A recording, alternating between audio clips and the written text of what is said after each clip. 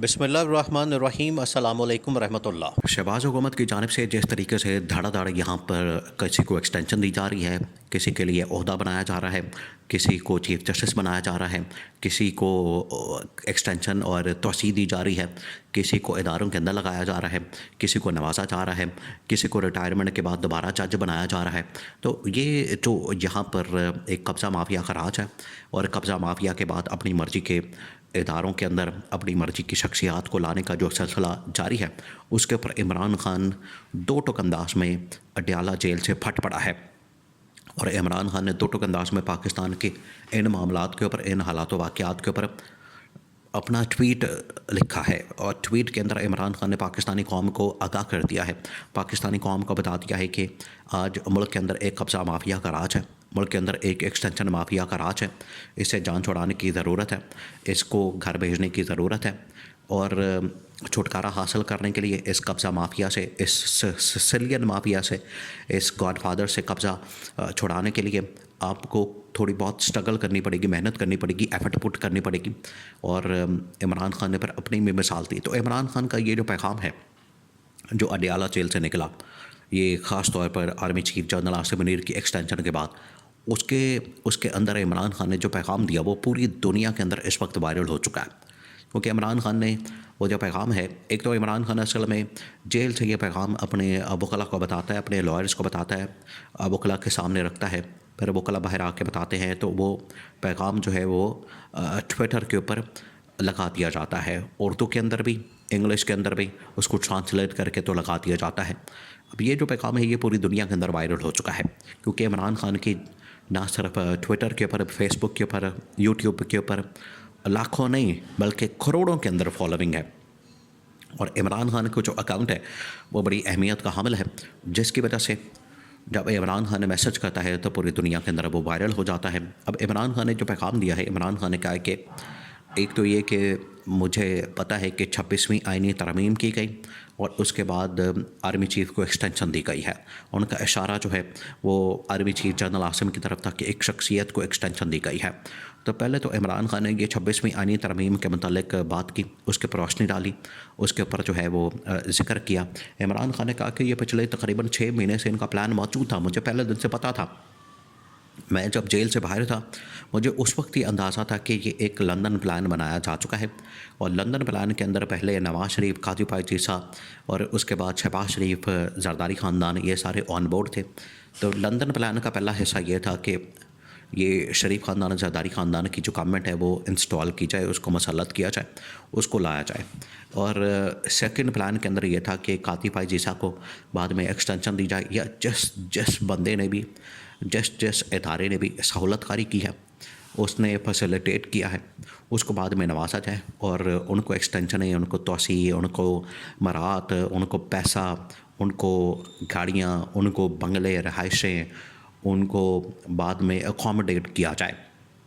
अगर वो रिटायर होते हैं तो एक्सटेंशन दे दी जाए, और अगर रिटायर होने के बाद उनको किसी और नौकरी में फिट करना है, एडजस्ट करना है, तो वहाँ पर लगा दिया जाए। तो ये लंदन प्लान का हिस्सा था। और इमरान खान ने आज से 6 महीने साल पहले इसका जिक्र किया था, इसको एक्सपोज़ किया था और इसके बारे में इंकशाफ किया था।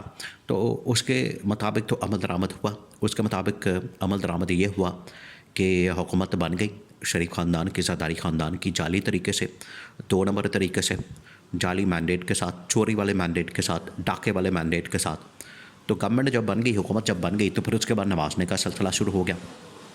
और जिसने सहूलतकारी की उसको नवाजने का सिलसिला जो है वो शुरू कर दिया गया। सबसे पहले नंबर आया काजी पायचीसा का। काजी पायचीसा को नवाजने के लिए जब उसके सामने टेबल पर ऑफ़र रखी गई, तो अंदर सुप्रीम कोर्ट ऑफ पाकिस्तान अदलिया के अंदर से, सुप्रीम कोर्ट ऑफ पाकिस्तान के अंदर से बगावत हो गई और उन्होंने काजी पायचीसा की एक्सटेंशन को मानने से इनकार कर दिया, जिसकी वजह से काजी पायचीसा की एक्सटेंशन जो है रुक गई। काजी पायचीसा को पता था कि अंदर जो बगावत हुई है मेरे ख़िलाफ़, उसको लीड करने वाला मंसूर अली शाह है, जस्टिस मंसूर अली शाह। तो जस्टिस मंसूर अली शाह से बदला लिया फिर काजी पायचीसा ने।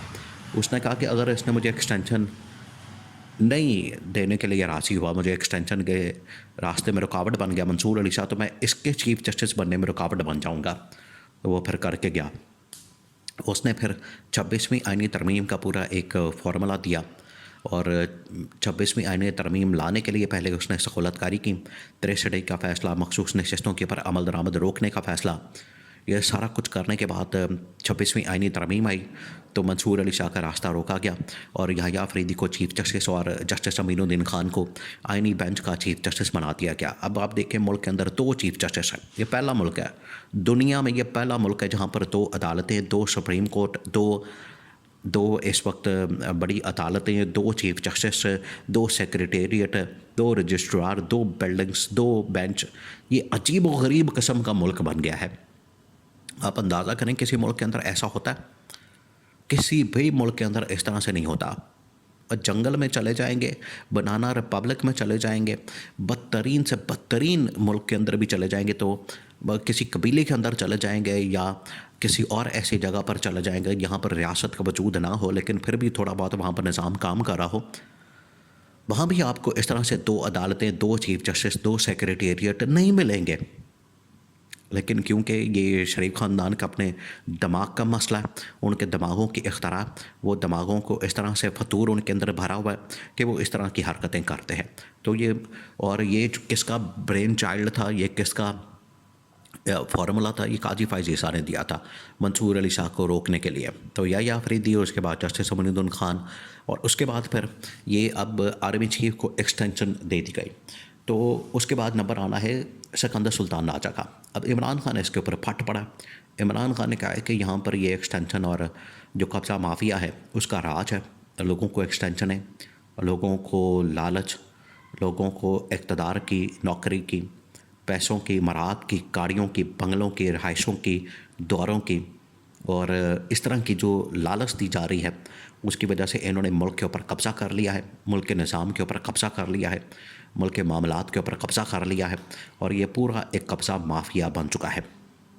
इमरान खान ने उसका सलूशन दिया कि पब्लिक को, आवाम को, लोगों को 25 करोड़ आवाम को बाहर निकलना होगा अपने हक़ के लिए, अपने राइट के लिए, अपने जो है वो हक़ के लिए बाहर निकले ताकि इस निज़ाम को घर भेजा जाए। वरना ये आपको कीड़े मकोड़ों की तरह, चूंटियों की तरह रौंद देंगे, जिस तरह से इदारों को रौंदा जा रहा है, जिस तरह से यहाँ पर अदलिया को रौंदा गया, आइन को रौंदा गया, लोगों को जिस तरीके से तशद्दुद, जबर, ज़ुल्म का निशाना बनाया जा रहा है, बिल्कुल उसी तरह से इदारों को रौंद दिया जाएगा। तो अपने हुकूक़ के लिए आपको खड़ा होना पड़ेगा। इमरान खान ने कहा कि मैं अंदर जंग लड़ रहा हूँ, मैं स्ट्रगल कर रहा हूँ, मैं जद्दोजहद कर रहा हूँ और मैं आखिरी वक्त तक, आखिरी सांस तक ये अपनी जद्दोजहद जो है, चाहे मुझे जेल में सारी ज़िंदगी गुजारनी पड़े, मैं अपनी जद्दोजहद को जारी और सारी रखूँगा।